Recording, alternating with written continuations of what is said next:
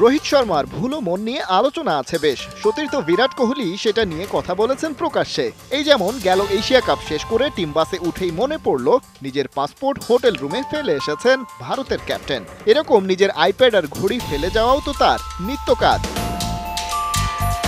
তেমনটা হয়েছিল বিশ্বকাপে ভারতের প্রথম ম্যাচেই। টস করতে নেমে স্বদেশী কমেন্টেটর রবি শাস্ত্রীকে একাদশ থেকে কারা বাদ পড়ছে সেই তালিকা বলতে গিয়ে একজনের নামই ভুলে গেলেন। তাই প্রশ্ন উঠছে, বিশ্বকাপের 11-এ যশস্বী জয়সওয়ালের মতো ব্যাটারকে নিতেও ভুলে যাননি তো ক্যাপ্টেন রোহিত? উত্তর হলো না।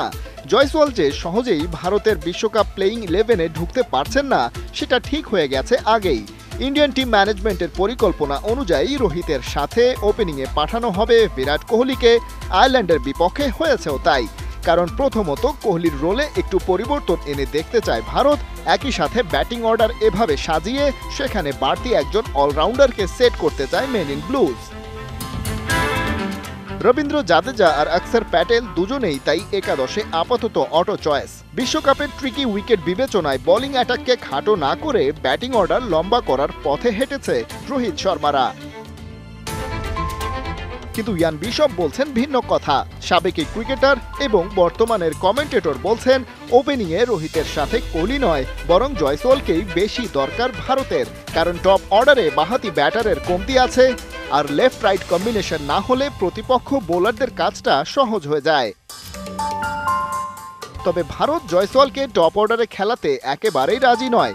বিশ্বকাপের মূল লড়াইয়ের আগে বাংলাদেশের বিপক্ষে নিজেদের একমাত্র প্রস্তুতি ম্যাচটা মিস করেছিলেন কোহলি। সেখানেও জয়সওয়ালকে রাখা হয় লোয়ার মিডল অর্ডারে। যেদিন ব্যাটিংটাই করার সুযোগ পাননি এই ইয়াং স্টার, সেই ম্যাচে বরং ওপেনিংয়ে সঞ্জু স্যামসনকে বাজিয়ে দেখেছে টিম ইন্ডিয়া ম্যানেজমেন্ট। জয়সওয়ালের ব্যাপারে দলের আগ্রহ হারানোর মূল কারণ তার আইপিএল পারফরম্যান্স। শুরুটা ভালো হয়নি, মাঝে কিছুটা ছন্দে ফিরলেও শেষ দিকে ফের খেই হারান। তবে বিশপ বলছেন জয়সওয়ালকে টপ অর্ডারে দরকার, কারণ লেফট রাইট কম্বিনেশনের পাশাপাশি রোহিত কোহলি দুজনেই যদি কোনো কারণে সেখানে ফ্লপ করেন তবে বাঁহাতি এই ব্যাটার পাওয়ার প্লের চ্যালেঞ্জটা হয়তো উতরে যেতে পারবেন।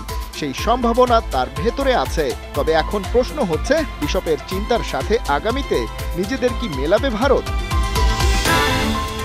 খালিদ জামিল, ৭১।